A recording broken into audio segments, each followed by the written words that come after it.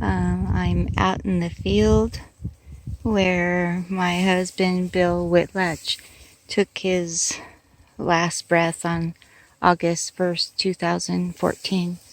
It was an alfalfa field then, and the last years it was an alfalfa field.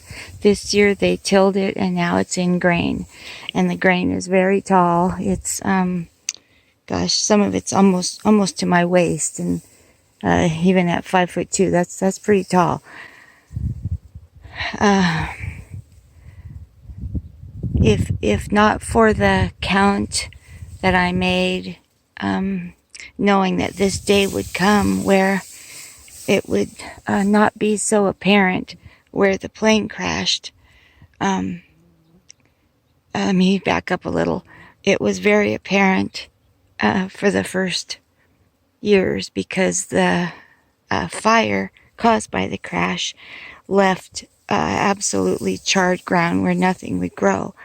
Now, since then, they've tilled it, and there's little evidence of the crash. And I've been out here many times picking up fragments. Initially, they were pretty big, really easy to find with the naked eye, and then of course they got smaller and smaller as I cleared the field of the debris. And of course the main airplane was hauled off within, I think, an hour or so. I don't know, maybe a little more than that the NTSB and the FAA gave it the release to be cleared from the field. Those are the power lines that he hit. The tail caught the lowest of the 7 power lines, and that live wire continued with him until the plane came to rest here. There was a fire in the cockpit, which he didn't survive. I have to stop for a minute. Okay, the field is now strictly organic. It's been organic since the crash, and that's a really lovely thing, no matter your thoughts on that, because it's a very challenging field. There's, like I said, a pretty busy road here with 7 power lines and a big hill in this direction. So in order to fly the field, Bill went under the power line because there wasn't room to turn before that hill. And I remember him talking about this field. It truly wasn't his favorite. And it's a very, very large field, so there's lots and lots of passes under those lines. It took me some time to realize, and this may sound odd, but it took me some time to realize that I truly died in the field with him on that day. I truly did. And the whole time that I couldn't acknowledge that, it was really, really hard because I was trying so hard to be Bill and Julie and Bill without him. And I came to know that was going to kill me. That was going to kill me. And so in order for me to live again, and I know this sounds odd, but in order for me to live again, I had to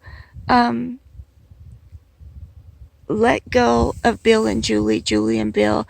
I had to truly acknowledge and grieve the fact that I did indeed die that day in the field with him. And only in that acceptance have I been able to go on.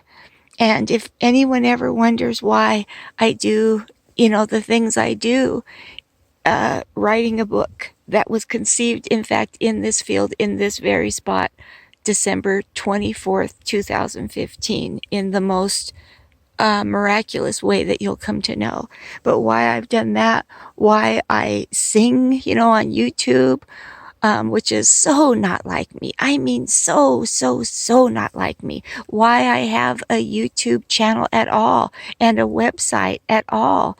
All of those very public forums and I'm on Facebook also. All those very public forums are so far from the person that I was, or the person that I ever thought I'd be, or ever wanted to be. Oh, there's a dragonfly giving me a little flyby. Um, and what I came to know is I needed to rediscover who I was. I needed to become somebody else, because the Bill and Julie and Bill was no longer.